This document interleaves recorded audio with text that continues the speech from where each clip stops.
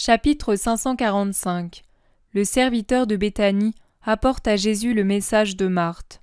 Jésus prédit à Simon-Pierre que Rome deviendra chrétienne. Le 22 décembre 1946. La nuit commence déjà à tomber. Le serviteur, remontant les bosquets du fleuve, éperonne son cheval qui fume de sueur pour lui faire franchir la dénivellation qui existe à cet endroit entre le fleuve et le chemin du village. Les flancs du pauvre animal palpitent sous la fatigue de cette longue course rapide. La sueur fait luire sa robe noire et l'écume du mort éclabousse son poitrail de taches blanches.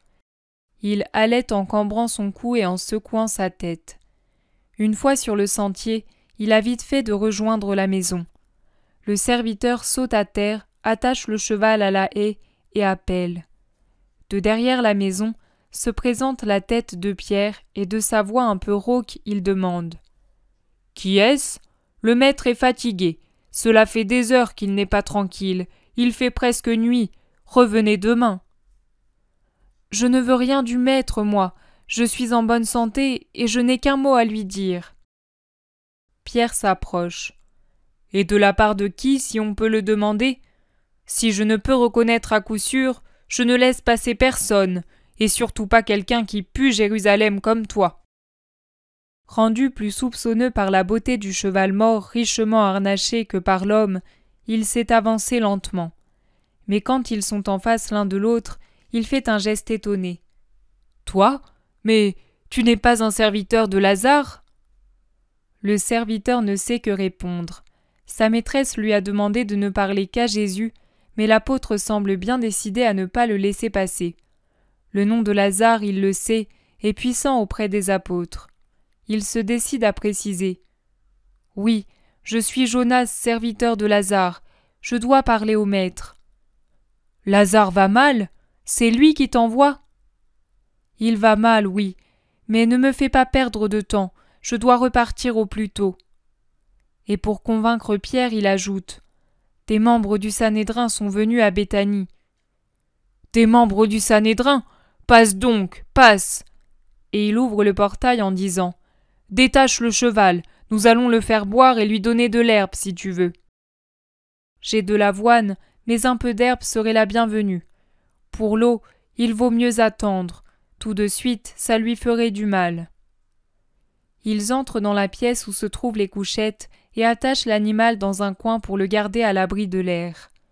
Le serviteur lui met une couverture qui était attachée à la selle, lui donne de l'avoine et de l'herbe que Pierre a trouvée je ne sais où.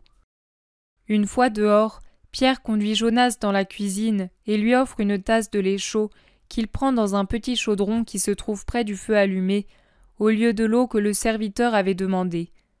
Pendant que ce dernier boit et se réchauffe auprès du foyer, Pierre, qui s'abstient héroïquement de poser des questions, dit « Le lait vaut mieux que l'eau que tu voulais, et puisque nous en avons, tu as fait tout ce chemin en une étape ?»« En une étape, oui, et je ferai de même au retour. »« Tu seras fatigué, et le cheval va tenir le coup ?»« Je l'espère, et puis au retour, je ne galoperai pas comme à l'aller. »« Mais il va bientôt faire nuit.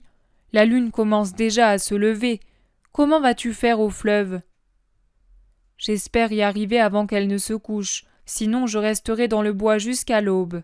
Mais j'y serai à temps. »« Et après, la route est longue du fleuve à Béthanie, et la lune se couche de bonne heure. Elle en est à ses premiers jours. »« J'ai une bonne lanterne. Je l'allumerai et j'avancerai lentement.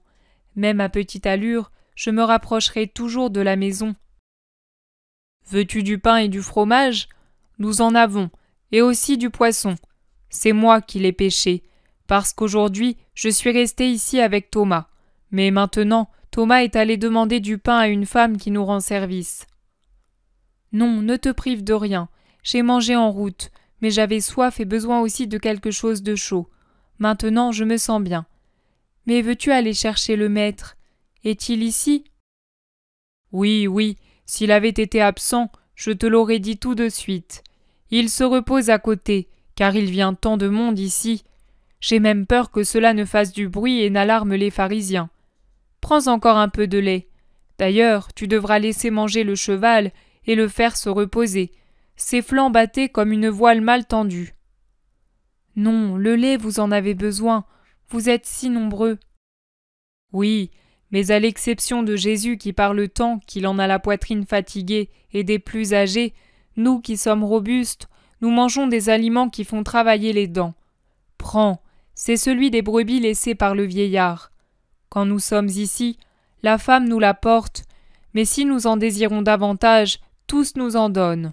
Ils nous aiment bien et ils nous aident. Et, dis-moi un peu, ils étaient tellement nombreux, les membres du Sanhédrin ?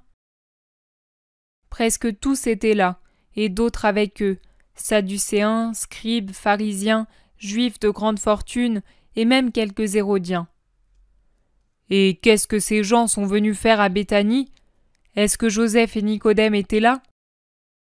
Non, ils étaient passés les jours d'avant, et Manaën aussi. Mais ceux qui sont venus dernièrement n'étaient pas de ceux qui aiment le Seigneur. Je le crois bien. Il y en a tellement peu au Sanhédrin qui l'aiment. Que voulait-il exactement ? Saluer Lazare, ont-ils dit en entrant.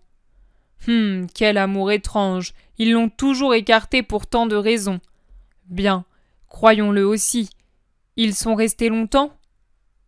Assez longtemps, oui, et ils sont repartis contrariés. Moi, je ne sers pas à la maison, par conséquent, je ne faisais pas le service des tables, mais ceux qui en étaient chargés rapportent qu'ils ont parlé avec les maîtresses et qu'ils ont voulu voir Lazare. C'est Elchias qui est allé voir Lazare et... Cette peau de vache, siffle Pierre entre ses dents. Qu'est-ce que tu dis ?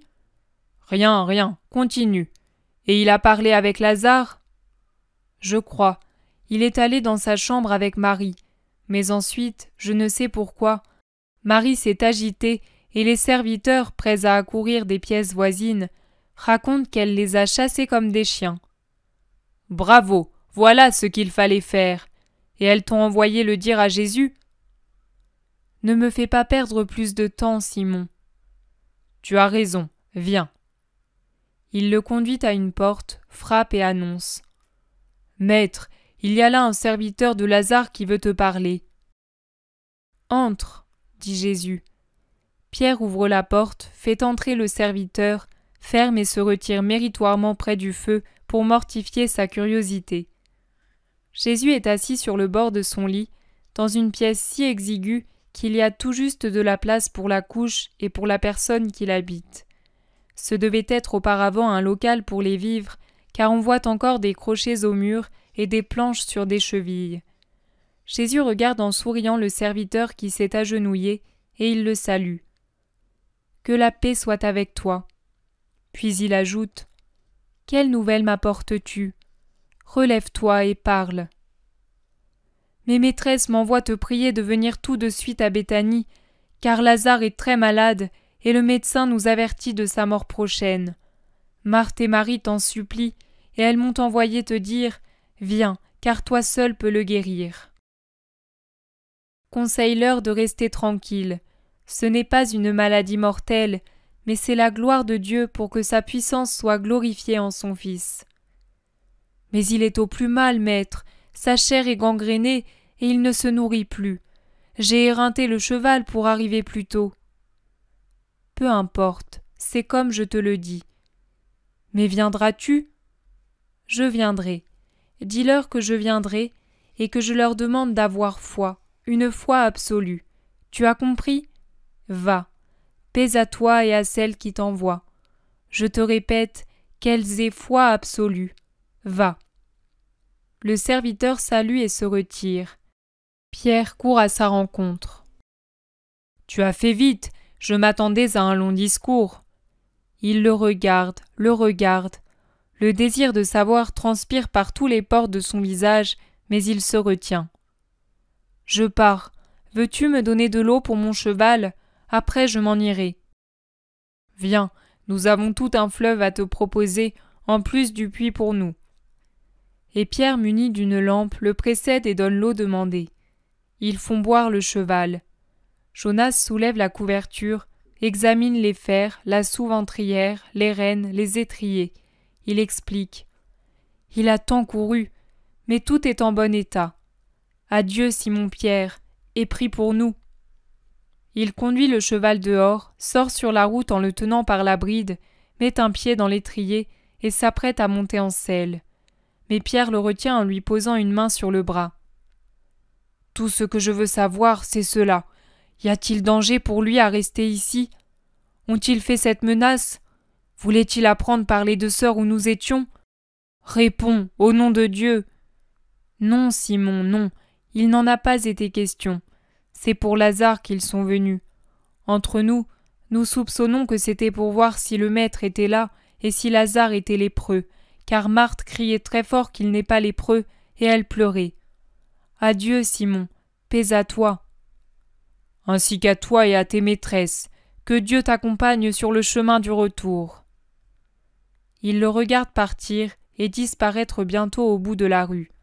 En effet, le serviteur préfère prendre la grande route éclairée par la lumière de la lune plutôt que le sentier obscur du bois le long du fleuve. Il reste pensif, puis referme la grille et revient à la maison. Il va trouver Jésus qui est toujours assis sur sa couche, les mains appuyées sur le bord, l'air songeur. Mais il se secoue en sentant près de lui Pierre qui le dévisage comme pour l'interroger. Il sourit. « Tu souris, maître ?» « Je te souris, Simon. Assieds-toi près de moi. Les autres sont-ils revenus ? » ?»« Non, pas même Thomas. Il aura trouvé des personnes à qui parler. »« C'est bien. Bien qu'il parle, bien que les autres tardent, lui, il ne parle que trop. Il est toujours gai. Et les autres, je suis toujours inquiet tant qu'ils ne sont pas de retour. J'ai toujours peur, moi. »« Et de quoi, mon Simon ? Il n'arrive rien de mal pour le moment, crois-moi. Apaise-toi et imite Thomas qui est toujours gai. Toi, au contraire, tu es bien triste depuis quelque temps. Je défie quiconque t'aime de ne pas l'être. Je suis vieux à présent, et je réfléchis plus que les jeunes, car eux aussi t'aiment, mais ils sont vifs et se concentrent moins. Si tu désires que je sois plus gai, je le serai, je m'efforcerai de l'être. Mais pour que ce soit possible, donne-moi au moins une raison de l'être. Dis-moi la vérité, mon Seigneur. Je te le demande à genoux. » Effectivement, il glisse à genoux. « Que t'a dit le serviteur de Lazare? Qu'ils te cherchent? Qu'ils veulent te nuire? Que… » Jésus pose sa main sur la tête de Pierre. « Mais non, Simon, rien de tout cela. Il est venu m'informer que l'état de Lazare s'est beaucoup aggravé et nous avons parlé seulement de Lazare. »« Vraiment ? Vraiment ? » ?»« Vraiment, Simon, et j'ai répondu que ses sœurs doivent avoir foi. »« Mais les membres du Sanhédrin sont allés à Béthanie, tu le sais. »« C'est bien naturel. La maison de Lazare est une grande maison, et nos usages demandent que l'on rende ses honneurs à un homme puissant qui meurt. Ne t'agite pas, Simon. »« Mais tu crois vraiment qu'ils n'ont pas profité de cette excuse pour… » « Pour voir si j'étais là. Eh bien, ils ne m'auront pas trouvé. Allons, ne t'effraie pas ainsi comme s'ils m'avaient déjà pris. Reviens près de moi, pauvre Simon, qui ne veut absolument pas se laisser convaincre que rien ne peut m'arriver de mal jusqu'au moment décrété par Dieu, et que alors rien ne pourra me défendre du mal. » Pierre s'accroche à son cou et lui ferme la bouche en y déposant un baiser et en disant « Tais-toi, tais-toi, ne me parle pas de telles horreurs, je ne veux pas les entendre. » Jésus réussit à se dégager assez pour pouvoir parler, et il murmure « Tu ne veux pas les entendre et c'est une erreur, mais je t'excuse. Écoute, Simon, puisque tu étais seul ici, toi et moi seuls, nous devons savoir ce qui est arrivé. Tu m'as bien compris ? » ?»« Oui, maître, je n'en parlerai à aucun des compagnons. » »« Que de sacrifices, n'est-ce pas, Simon ? » ?»« Des sacrifices ? Lesquels ? On est bien ici, nous avons tout ce qu'il nous faut. » »« Ne pas questionner, ne pas parler, supporter Judas, être loin de ton lac, ce sont des sacrifices, mais Dieu te récompensera de tout. »« Oh, si c'est de cela que tu veux parler, au lieu du lac, j'ai le fleuve et je m'en contente. Pour Judas, je tais-toi et tu es une large compensation. Et pour le reste, bagatelle, Cela me sert à devenir moins rustre et plus semblable à toi. Comme je suis heureux d'être ici avec toi, dans tes bras. Le palais de César ne me paraîtrait pas plus beau que cette maison si je pouvais rester toujours ainsi dans tes bras. Que sais-tu du palais de César? L'aurais-tu donc vu? Non, et je ne le verrai jamais, mais je n'y tiens pas. Pourtant, j'imagine qu'il est grand, beau, rempli de merveilles, et d'ordures, comme Rome tout entière, je suppose. Je n'y resterai pas, même si on me couvrait d'or. Où? Dans le palais de César ou à Rome? Aux deux endroits, anathème. Mais c'est justement parce qu'ils sont tels qu'il faut les évangéliser. Et que veux-tu faire à Rome? Ce n'est qu'un lupanar. Il n'y a rien à faire là-bas, à moins que tu y viennes, toi. Alors, j'y viendrai. Rome est la capitale du monde. Conquérir Rome, c'est conquérir le monde. Nous allons à Rome? Tu te proclames roi là-bas? Miséricorde et puissance de Dieu! Cela, c'est un miracle. Pierre s'est levé et il reste les bras tendus devant Jésus, qui lui répond en souriant. J'y serai dans la personne de mes apôtres. Vous me la conquérerez et je vous aiderai. Mais j'entends quelqu'un à côté. Allons, Pierre.